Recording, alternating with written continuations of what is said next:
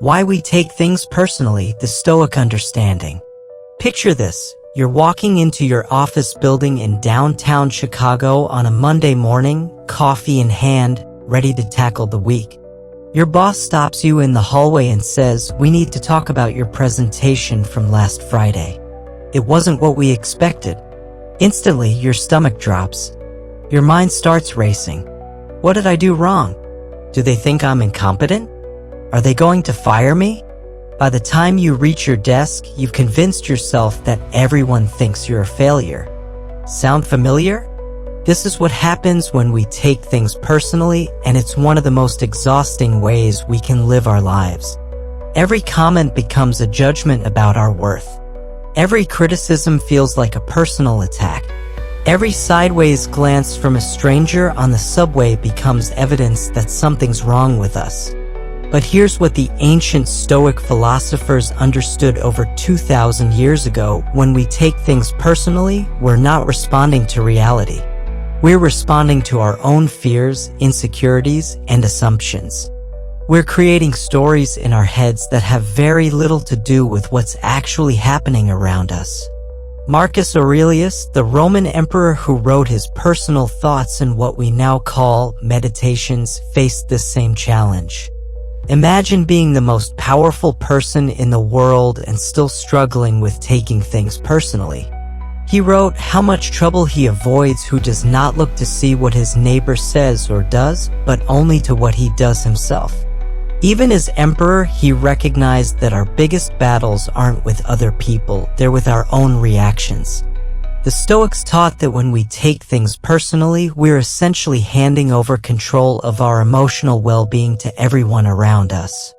We're saying here, random person, you get to decide how I feel about myself today. That's not just exhausting, it's completely backwards from how we're designed to live. Think about it this way: if you're driving through Los Angeles traffic and someone cuts you off, you have two choices.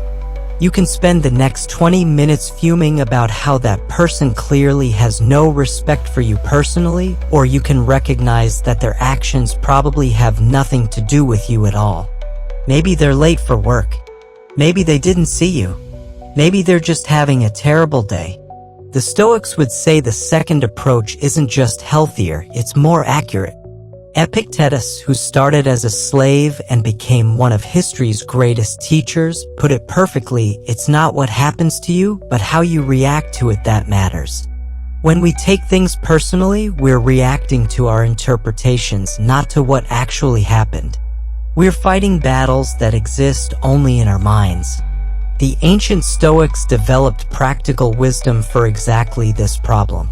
They understood that other people's words and actions are like weather, sometimes pleasant, sometimes harsh, but ultimately outside our control.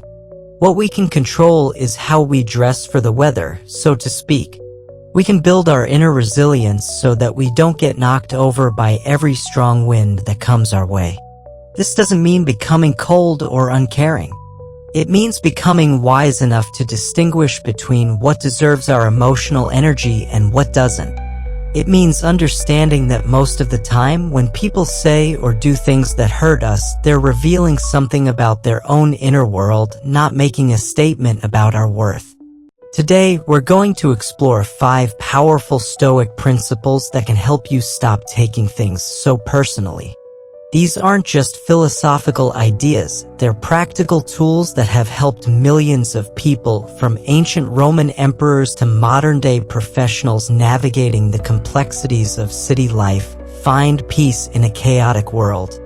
The journey toward emotional freedom starts with understanding that you have more power than you think. You can't control what other people say or do, but you can absolutely control how you respond. And that, as the Stoics knew, makes all the difference in the world. 1. See others as they are, the Stoic practice of understanding human nature. Sarah works at a marketing firm in Manhattan, and every morning she dreads walking past her colleague Mike's desk. Without fail, Mike barely acknowledges her good morning greeting, sometimes not even looking up from his computer. For weeks, Sarah has been convinced that Mike doesn't like her, that maybe she said something wrong during their first project together, or that he thinks she's not qualified for her position. She started taking different routes to avoid his desk, and the tension is eating away at her confidence. But what if Sarah's entire story is wrong? What if Mike isn't making any statement about her at all? This is exactly the kind of situation that Marcus Aurelius wrote about in his personal journal nearly 2,000 years ago.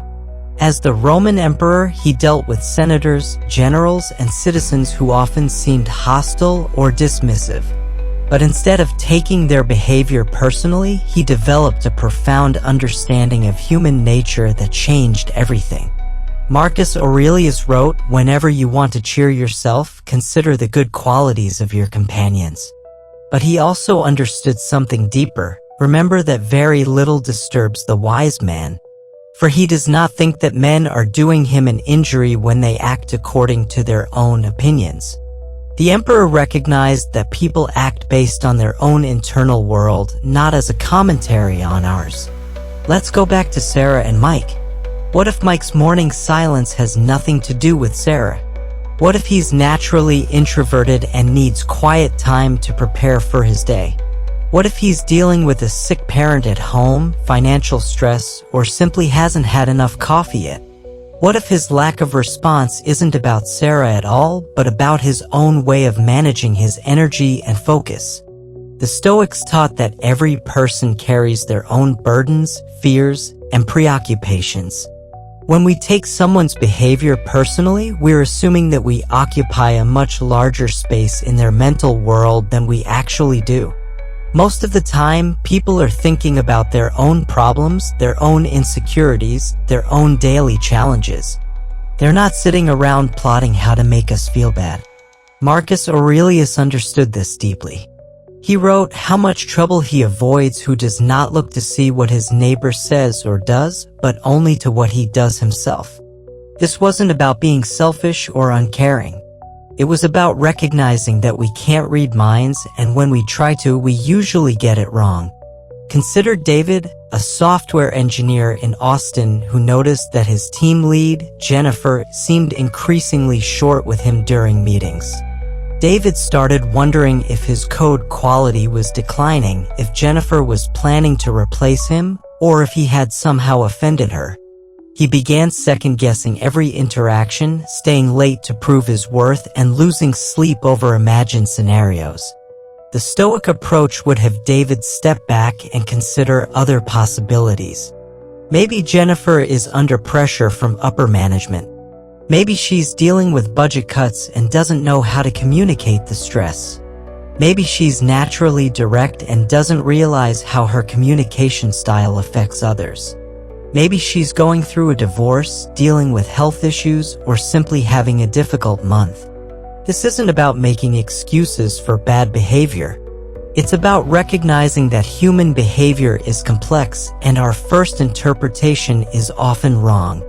The Stoics believed in seeing people as they truly are, fellow human beings struggling with their own challenges, not characters in the story of our lives whose primary purpose is to validate or threaten our self-worth.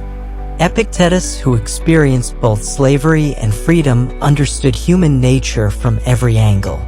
He taught that when someone treats us poorly, they're usually acting from their own pain, ignorance, or limitation. He said it's impossible for a man to learn what he thinks he already knows. Sometimes people are rude because they're convinced they're right. Sometimes they're dismissive because they're protecting themselves from feeling vulnerable. The practical application of the Stoic wisdom is transformative. Instead of asking, "Why is this person doing this to me?" we can ask, "What might be going on in this person's world that's causing them to act this way?"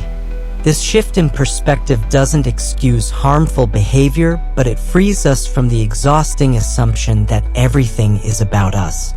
Take Maria, a teacher in Phoenix, who noticed that one of her students' parents was consistently curt during pickup time. Instead of assuming the parent disapproved of her teaching methods, Maria considered other possibilities. Maybe the parent was rushing between jobs. Maybe they were dealing with stress at home. Maybe they were simply tired after a long day. When Maria approached the situation with curiosity rather than defensiveness, she discovered that the parent was actually grateful for her work but was struggling with a recent job loss and felt embarrassed about their family's financial situation. The Stoics taught that this kind of understanding isn't just about being nice, it's about being accurate. When we see others as complex human beings with their own inner worlds, we're much more likely to respond appropriately to situations. We're less likely to create unnecessary conflict, less likely to misread neutral situations as personal attacks, and more likely to respond with wisdom rather than reactivity. Marcus Aurelius wrote, "The best revenge is not to be like your enemy." But perhaps even better than revenge is understanding. When we truly see others as they are flawed, struggling, doing their best with their current level of awareness, we free ourselves from the burden of taking their actions personally. This doesn't mean we become doormats or accept genuinely harmful behavior. It means we respond from a place of clarity rather than wounded ego. We can set boundaries, communicate our needs, and protect ourselves without carrying the additional weight of personal offense. We can see the situation for what it is rather than what our insecurities tell us it means about our worth. The next time someone's behavior triggers that familiar sting of personal offense, remember Marcus Aurelius sitting in his tent on the Roman frontier, dealing with difficult people and choosing to see them as fellow human beings rather than personal threats. This perspective isn't just philosophically elegant, it's practically liberating. 2. Control your reactions, not their words. The Stoic Dichotomy of Control. It's 3 p.m. on a Tuesday in Seattle, and Jessica is sitting in a coffee shop, staring at her phone screen in disbelief. Her business partner just sent a text message that read, "We need to talk about your performance. Some clients aren't happy." Jessica's heart is racing. Her mind immediately spirals. What did I do wrong? Which clients? Are they going to kick me out of the partnership? How will I pay my rent? She's so consumed by anxiety that she can't focus on anything else for the rest of the day. But here's what Jessica doesn't realize. She's fighting a battle she can never win. She's trying to control something that's completely outside her power, her partner's words, the client's opinions, and the entire situation that's already happened. Meanwhile, she's completely ignoring the one thing she actually can control, her response. This is exactly what Epictetus, the ancient Stoic philosopher, meant when he said, "Some things are within our power, while others are not." This simple statement is the foundation of what Stoics call the dichotomy of control, and it's the most powerful tool for stopping the habit of taking things personally. Epictetus knew about powerlessness intimately. He spent years as a slave in Rome, unable to control where he lived, what he did, or even whether he would be treated kindly. But even in chains, he discovered something remarkable. No one could control his thoughts, his responses, or his inner peace unless he gave them that power. He wrote, "No one can harm you without your permission." Let's break this down in practical terms. When someone says something that hurts us, we automatically assume we have two choices, feel bad or feel good. But the Stoics taught that we actually have three elements in play: the external event, what they said, our judgment about that event, what we think it means, and our emotional response, how we feel about it. We can't control the first, but we have complete control over the second and third. Consider Marcus, a sales manager in Denver, whose boss announced in a team meeting, "Marcus, your numbers have been disappointing this quarter." Marcus immediately felt his face flush with embarrassment and anger. His first instinct was to defend himself, make excuses, or blame market conditions. But then he remembered something his mentor had taught him about Stoic philosophy. Instead of reacting immediately, Marcus took a step back and asked himself, what can I actually control here? He couldn't control what his boss had said, those words were already out there. He couldn't control what his coworkers thought about the comment. He couldn't even control whether his boss was being fair or unfair. But he could control how he interpreted the situation and how he responded to it. Marcus realized he had several choices for his response. He could see this as a personal attack on his worth as a person, or he could see it as information about his performance that he could use to improve. He could respond defensively, or he could respond with curiosity about how to do better. He could spend the rest of the day feeling sorry for himself, or he could use the feedback to create a plan for improvement. This is the power of the dichotomy of control in action. When we stop trying to control what we can't control, we suddenly have much more energy available for what we can control. Instead of wasting emotional energy on being offended, Marcus could focus that energy on actually improving his sales numbers. Epictetus taught his students a simple exercise. Whenever something upsetting happens, immediately ask, is this something I can control or something I cannot control? If it's something you can't control, practice letting it go. If it's something you can control, focus all your energy there. Let's apply this to a common modern scenario. Rachel, a graphic designer in Portland, checks her Instagram and sees that a former friend has posted photos from a party that Rachel wasn't invited to. Her immediate reaction is hurt and anger. Why wasn't I invited? What did I do wrong? Are they talking about me behind my back? Using the dichotomy of control, Rachel would recognize that she cannot control her former friend's guest list, what people say about her when she's not around, or whether people include her in their social events. These things are completely outside her power. But she can control how much time she spends thinking about it, whether she lets it affect her mood for the rest of the day, and how she chooses to respond. Rachel might decide to focus on the friendships she does have, plan her own social activities, or simply recognize that not being invited to one party doesn't say anything meaningful about her worth as a person. She might even use this as motivation to reach out to friends she hasn't seen in a while and create her own connections. The Stoics understood that when we take things personally, we're essentially trying to control other people's thoughts, feelings, and actions. We want them to like us, approve of us, speak well of us, and treat us the way we want to be treated. But this is impossible. Other people are going to think what they think, feel what they feel, and say what they say based on their own experiences, moods, and perspectives. Marcus Aurelius wrote, "You have power over your mind, not outside events." Realize this and you will find strength. This isn't about becoming passive or accepting mistreatment. It's about understanding where your real power lies. When someone criticizes you, you can't control their criticism, but you can control whether you let it define you. When someone is rude to you, you can't control their rudeness, but you can control whether you respond with equal rudeness or with dignity. The most liberating aspect of the dichotomy of control is that it frees us from the exhausting job of trying to manage other people's opinions and behaviors. Instead of spending our energy on things we can't control, we can focus on things we can, our own actions, our own responses, our own growth, and our own peace of mind. This doesn't mean we become indifferent to everything around us. It means we become strategic about where we invest our emotional energy. We care deeply about the things we can influence and let go of the things we cannot. This shift in focus doesn't just help us stop taking things personally, it makes us more effective in every area of our lives.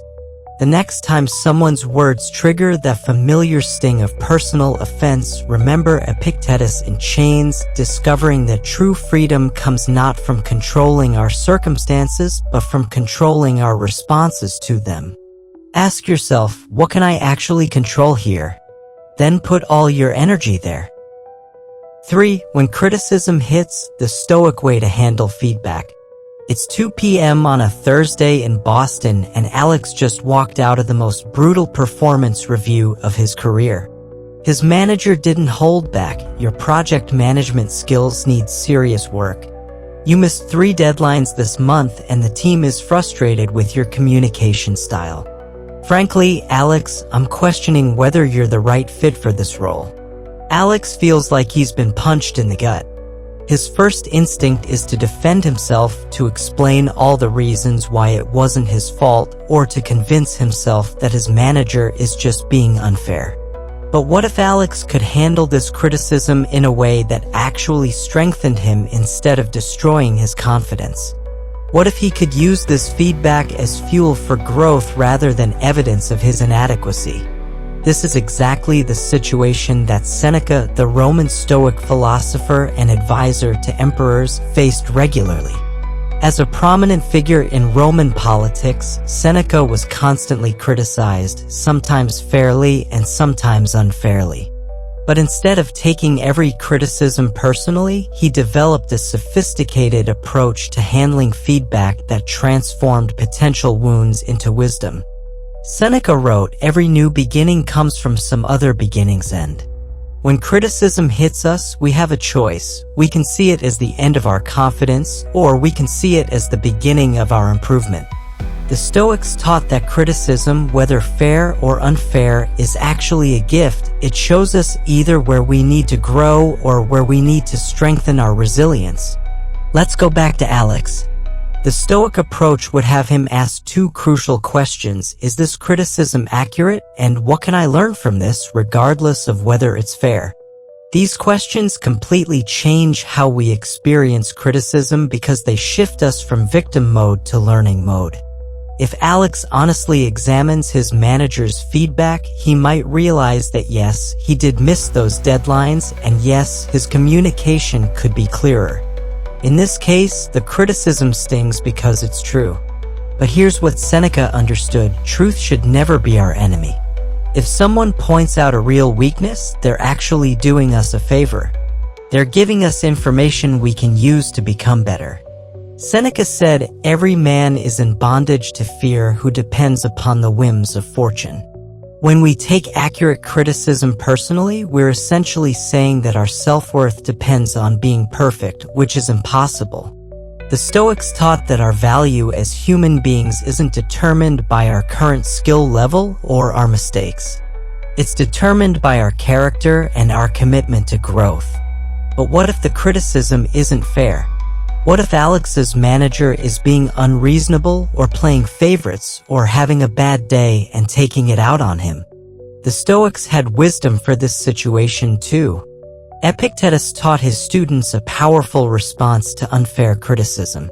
He said, "If anyone tells you that such a person speaks ill of you, don't make excuses about what is said of you, but answer, 'He does not know my other faults, else he would not have mentioned only these.'" This response is brilliant because it completely deflates the power of unfair criticism. Instead of getting defensive, Epictetus suggests we respond with humility and even humor. Consider Maria, a marketing director in Miami who received harsh criticism from a client who said her campaign was completely off-brand and unprofessional. Maria knew this wasn't true. She had followed the brand guidelines exactly, and her team had put in excellent work. Her first instinct was to fire back with a defensive email explaining all the reasons why the client was wrong. But instead, Maria took the Stoic approach. She recognized that the client's criticism said more about their own stress and unrealistic expectations than about her work. She responded professionally, acknowledged their concerns, and offered to make adjustments. She didn't take the harsh words personally because she knew they weren't really about her professional capabilities. The Stoics understood that people criticize others for all kinds of reasons that have nothing to do with the person being criticized. Sometimes people criticize because they're having a bad day. Sometimes they criticize because they feel threatened or insecure. Sometimes they criticize because they genuinely want to help, but they don't know how to deliver feedback constructively. Marcus Aurelius wrote, "How much trouble he avoids who does not look to see what his neighbor says or does." But he also understood that sometimes we can't avoid hearing criticism. When it comes, the key is to extract whatever value we can from it without absorbing the emotional poison that often comes with it. Here's a practical framework for handling criticism the Stoic way. First, pause before reacting. When criticism hits, our natural instinct is to defend ourselves immediately. But the Stoics taught that our first reaction is usually not our wisest reaction. Take a breath, count to 10, or even sleep on it if possible. Second, separate the content from the delivery. Someone might give you valuable feedback in a harsh or unfair way. Don't let their poor delivery method prevent you from hearing useful information. Focus on what they're saying, not how they're saying it. Third, look for the grain of truth. Even in the most unfair criticism, there might be something you can learn. Maybe the criticism itself is wrong, but it shows you how you're being perceived, which is valuable information. Fourth, consider the source. Is this criticism coming from someone whose opinion you respect? Someone who knows your work well? Someone who has your best interests at heart? Or is it coming from someone who might have their own agenda or limitations? Finally, respond with dignity. Whether the criticism is fair or unfair, you can choose to respond in a way that reflects your character. You don't have to defend yourself against every criticism, but you also don't have to accept abuse. Take James, a restaurant manager in San Francisco whose sous chef publicly criticized his leadership style in front of the entire kitchen staff. James felt humiliated and angry. But instead of firing back or making excuses, he waited until after service to have a private conversation with the sous chef. He acknowledged that his leadership style might need adjustment and asked for specific suggestions.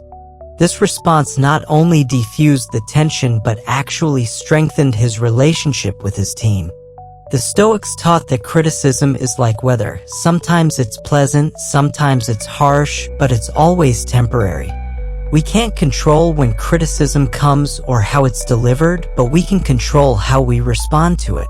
We can let it crush us, or we can use it as raw material for building a stronger, wiser version of ourselves. Seneca said, "The willing, destiny guides them, the unwilling, destiny drags them." When criticism comes, we can choose to be willing students or unwilling victims. The Stoic choice is always to learn, to grow, and to respond with the kind of character we want to be remembered for. 4. Build Stoic emotional armor, strengthening your inner resilience. It's 8 a.m. in downtown Los Angeles, and Kevin is sitting in his car in the parking garage, trying to work up the courage to walk into his office building. Yesterday, his presentation to the board didn't go well. One board member called his proposal unrealistic, another questioned his research, and his own boss seemed to distance himself from the project afterward. Kevin has been replaying every moment of that meeting in his head, wondering if his career is over, if he's really as incompetent as he feels, and whether he should just quit before they fire him. Kevin's problem isn't that he received criticism, it's that he has no emotional armor to protect him from the inevitable arrows that life shoots at all of us. He's walking through the world emotionally naked, and every harsh word cuts straight to his core. But what if Kevin could build the kind of inner resilience that would allow him to face criticism, setbacks, and challenges without being destroyed by them? What if he could develop what the Stoics called emotional armor, not to become cold or unfeeling, but to remain strong and centered no matter what storms life brings? Marcus Aurelius understood this challenge intimately. As the Roman emperor, he faced criticism from senators, generals, citizens, and even his own family. He dealt with plagues, wars, betrayals, and personal losses that would break most people. But instead of being crushed by these challenges, he used them to forge an unshakable inner strength. Marcus wrote in his personal journal, "You have power over your mind, not outside events. Realize this and you will find strength." This wasn't just philosophical theory for him. This was practical wisdom born from years of facing adversity and choosing to respond with resilience rather than despair. The first piece of Stoic emotional armor is self-awareness. Marcus Aurelius spent time each morning and evening reflecting on his thoughts, actions, and reactions. He wrote, "At dawn, when you have trouble getting out of bed, tell yourself, I have to go to work, as a human being." This daily practice of self-reflection helped him understand his own patterns, triggers, and weaknesses. Let's apply this to Kevin's situation. Instead of spiraling into self-doubt after his presentation, Kevin could practice the Stoic discipline of self-examination. He could ask himself, what specifically went wrong? What was within my control? What can I learn from this experience? This isn't about being hard on himself, it's about being honest and constructive. Maybe Kevin realizes that his research was actually solid, but his presentation style was too technical for the audience. Maybe he recognizes that he didn't anticipate certain objections that he should have prepared for. Or maybe he discovers that the board's reaction had more to do with budget constraints than with the quality of his work. This kind of honest self-assessment builds resilience because it gives us actionable information instead of vague self-criticism. The second piece of emotional armor is perspective. Marcus Aurelius regularly practiced what Stoics call the view from above, imagining himself and his problems from a cosmic perspective. He wrote, "Remember that very little disturbs the wise man, for he does not think that men are doing him an injury when they act according to their own opinions." Consider Sarah, a freelance graphic designer in Chicago who lost a major client after they criticized her latest design as not what we were looking for. Sarah's first reaction was to take it personally, to assume that she was a bad designer, that she didn't understand her client's needs, that maybe she should give up freelancing altogether. But using the Stoic practice of perspective, Sarah could step back and see the bigger picture. This is one client, one project, one opinion. It doesn't define her entire career or her worth as a designer. She's had satisfied clients before, and she'll have satisfied clients again. This setback is temporary, and it's actually an opportunity to refine her process for understanding client expectations. The third piece of emotional armor is acceptance of imperfection. Marcus Aurelius wrote, "Be like the rocky headland on which the waves constantly break. It stands firm, and round it the seething waters are laid to rest." The rocky headland doesn't try to stop the waves, it simply remains solid while the waves crash against it. This means accepting that we will make mistakes, that people will criticize us, that not everyone will like our work or appreciate our efforts. Instead of seeing these as personal failures, we can see them as natural parts of the human experience. The goal isn't to be perfect, it's to be resilient. Take Michael, a restaurant owner in Austin whose restaurant received a scathing review from a food critic who called the service amateurish and the food uninspired. Michael's first instinct was to write an angry response, to defend his staff, and to point out all the ways the critic was wrong.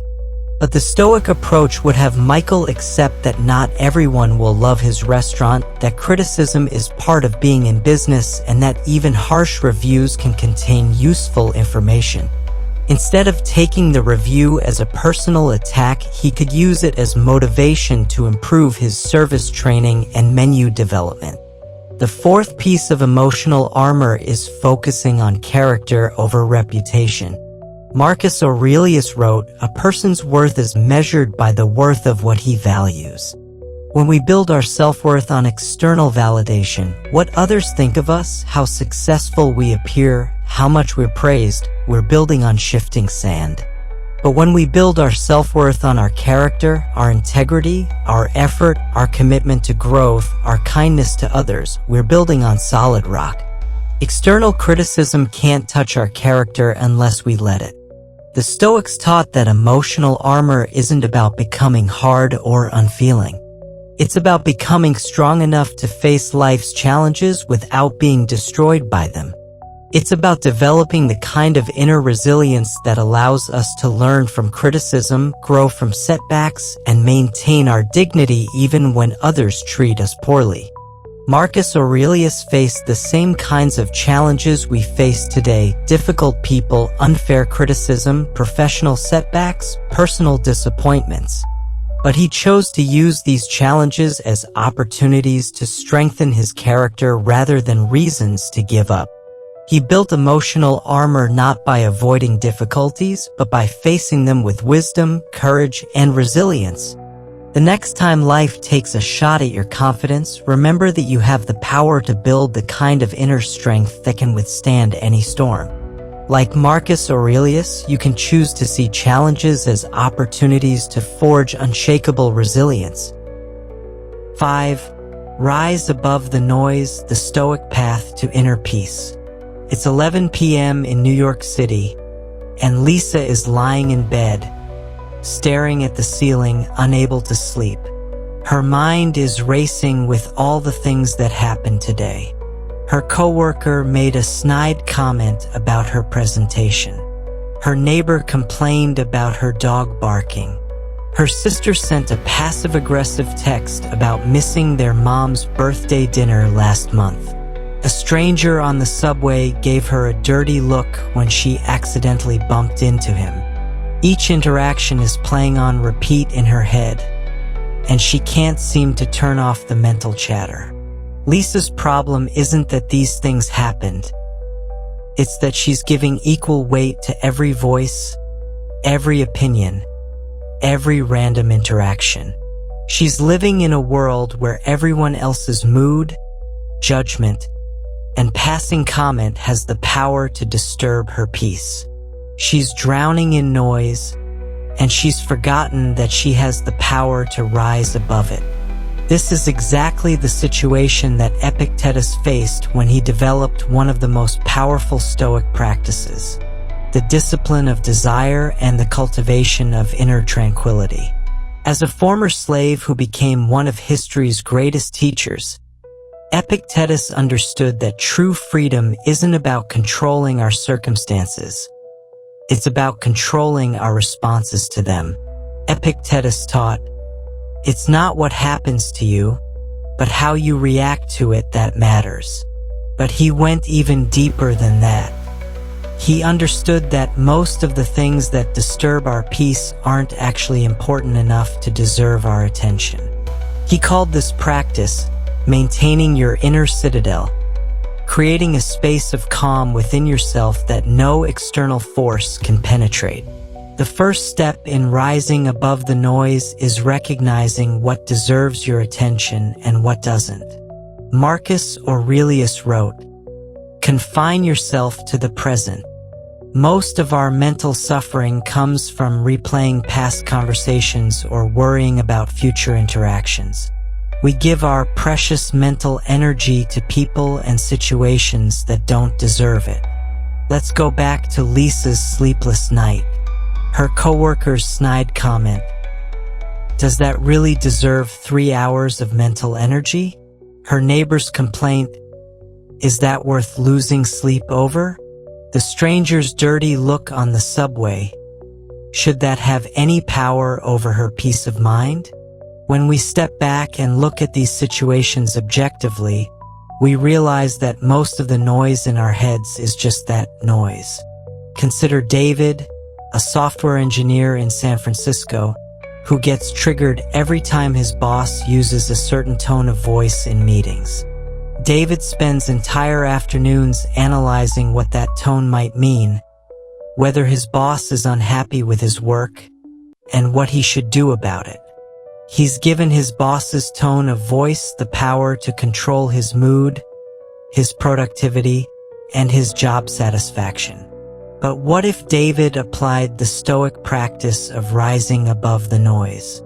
He could recognize that his boss's tone might have nothing to do with him. Maybe his boss is stressed about budget cuts. Maybe he's dealing with pressure from upper management. Maybe he's just not great at managing his own emotions. David could choose to focus on his actual work performance rather than interpreting vocal inflections. The second step is understanding the difference between what's urgent and what's important. Epictetus taught that most of the things that feel urgent, the need to respond to every criticism, the impulse to defend ourselves against every slight, the desire to control how others perceive us are actually not important at all. Take Jennifer, a marketing manager in Chicago, who receives dozens of emails, Slack messages, and phone calls every day. Some are genuine emergencies that require immediate attention. Others are just noise, people venting their frustrations, asking questions they could answer themselves, or trying to make their problems into her problems. Jennifer used to treat every message as equally urgent, which left her constantly stressed and reactive. But when Jennifer learned to rise above the noise, she started asking herself, is this actually my problem to solve? Is this person's emotional state my responsibility? Does this deserve my immediate attention? Or can it wait? This simple filter transformed her work life from chaotic to calm. The third step is developing what Seneca called the discipline of assent, the practice of choosing which thoughts and emotions to accept and which to let pass by. Seneca wrote, "You have power over your mind, not outside events. Realize this, and you will find strength." Imagine your mind as a busy airport terminal. Thoughts and emotions are like passengers trying to board flights. You're the security guard who decides which passengers get through and which ones get turned away. You don't have to let every anxious thought, every angry impulse, or every hurt feeling board the plane to your inner peace. Consider Maria, a teacher in Phoenix, who used to get upset every time a parent criticized her teaching methods. She would spend hours crafting defensive responses, lose sleep worrying about her reputation, and question her abilities as an educator.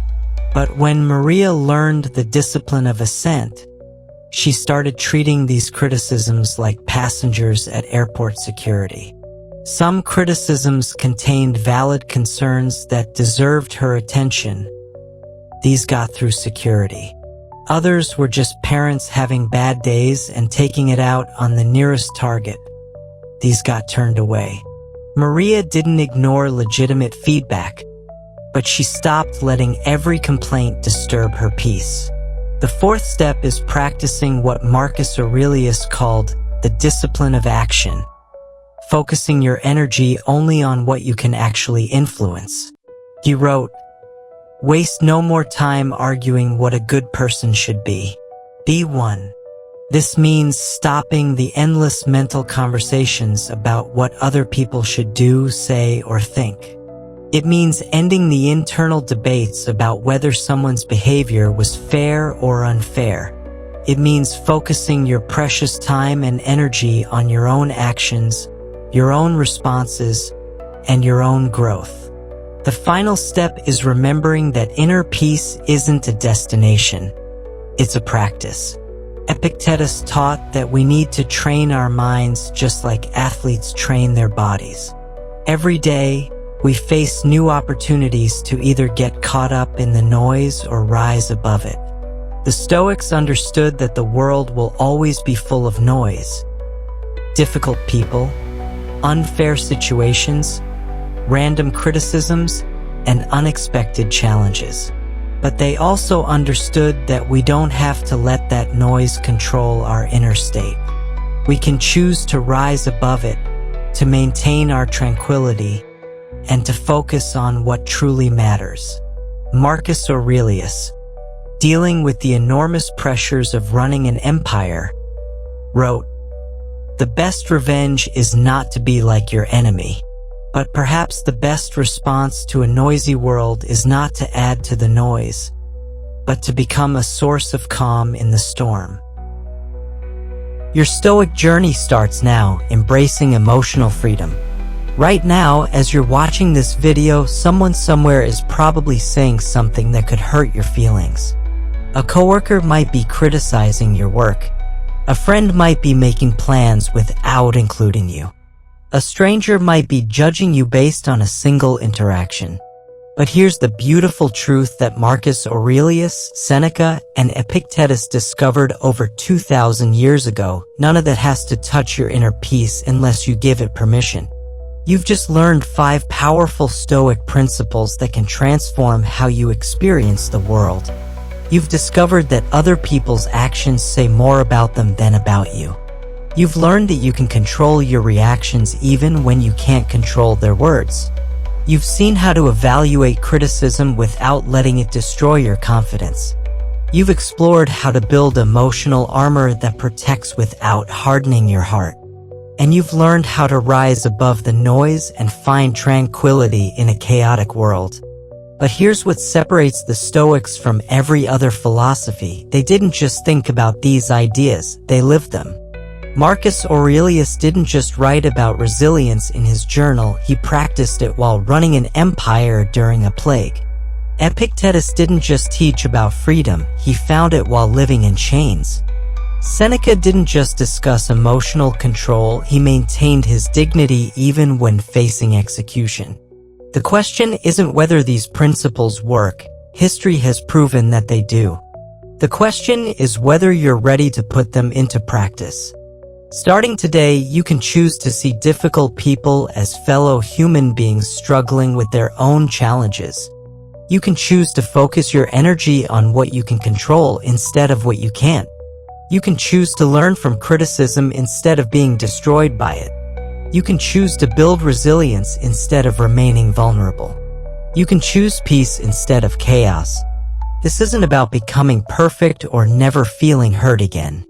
It's about becoming free from the exhausting job of managing everyone else's opinions, free from the constant fear of judgment, free from the prison of taking everything personally.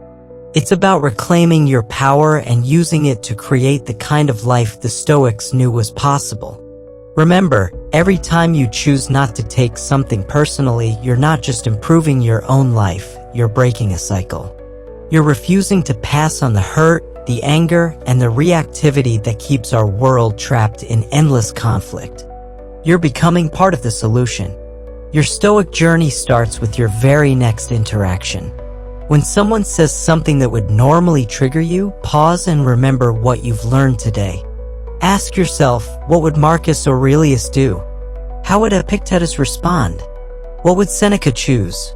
Then choose wisdom over reactivity, understanding over judgment, and peace over chaos.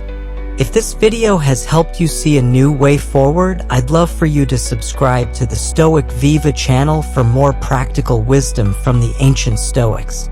Hit that like button if you're ready to stop taking things so personally, and share this video with someone who needs to hear these timeless truths. Together, we can create a world where wisdom guides our responses and peace defines our lives.